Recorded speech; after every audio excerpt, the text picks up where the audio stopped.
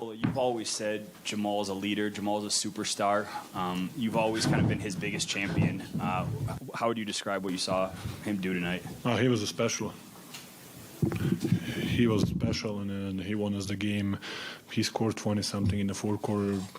He got us the lead, his energy. He played 40-something in 42 minutes, so...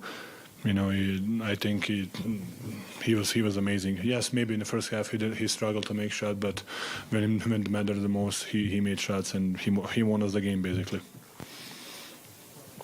Hey, Nikola. Michael Malone said, obviously, after Game 1, even though you guys won, everybody was talking about the Lakers and not you guys and not your historic performance or, the fact that you're averaging your triple-doubles. What has been your perspective on all of that? This is the last... since we make playoffs, it's like that, so it's nothing new for us. To be honest, I like it. We don't care, whatever, Even if you remember, even in the bubble, when we beat Utah, they were talking how they blow out the lead. When we beat Clippers, how they blow out the lead. Nobody talk about how we won the game. So it's normal for us. We don't. I don't, to be honest, pay attention at all. Thank you, Cody.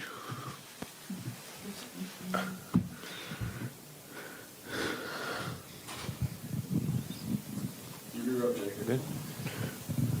Talk about what Bruce did tonight off the bench a little bit. Yeah, not just tonight. He made big three in transition.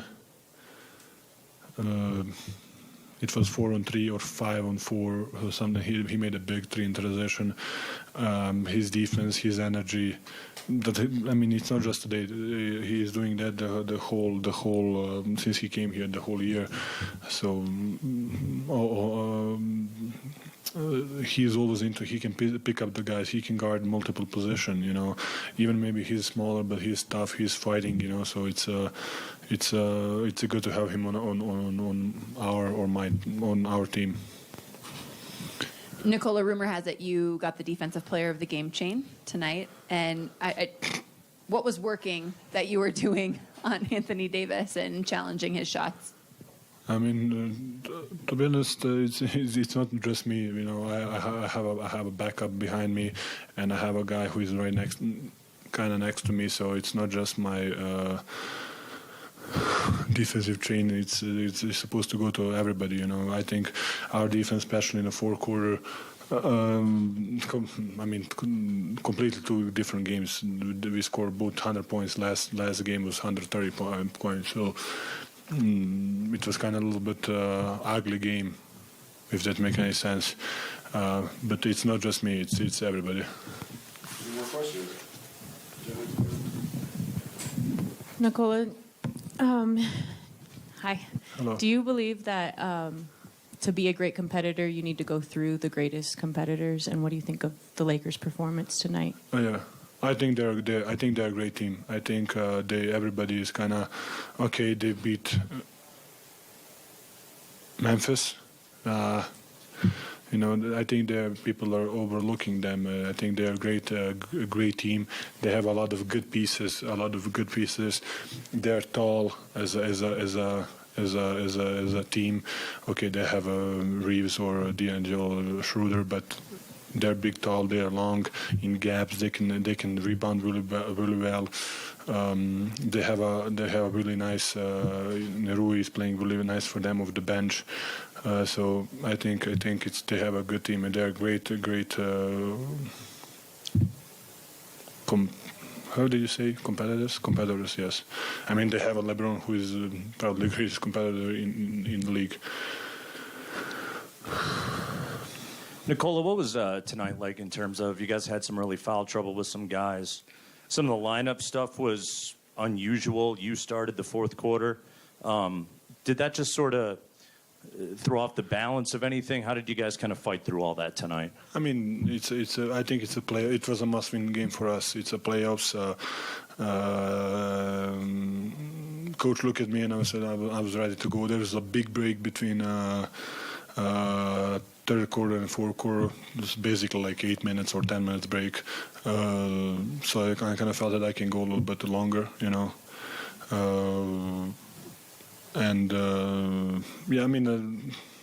you're just trying something, just to change rhythm, change whatever. Maybe they're gonna think, oh, what they're gonna do now. So you're just trying to mess up the game. Nikola, as you guys go to LA now, what's the message? Because this core really hasn't been at a conference finals on the road before. That was, was in the bubble, so it's a little different. What's the message now? I mean, we're gonna go there, try to play the same way, try to be aggressor, try to push them off the spot, try to be into the body. I mean, we're gonna try to make the game our way. Yes, we go to the foul trouble early, but yeah. That's how we played. I think the beginning of the playoffs, So I think that's how the playoffs should play. So we will see. Nikola, obviously your humility is very well known, but if I may follow up on what you said earlier, why do you like it that the attention or the narrative is not around you guys? I mean, we don't need it. I mean, we are really, really. We don't need the media attention. We don't need they're playing really well.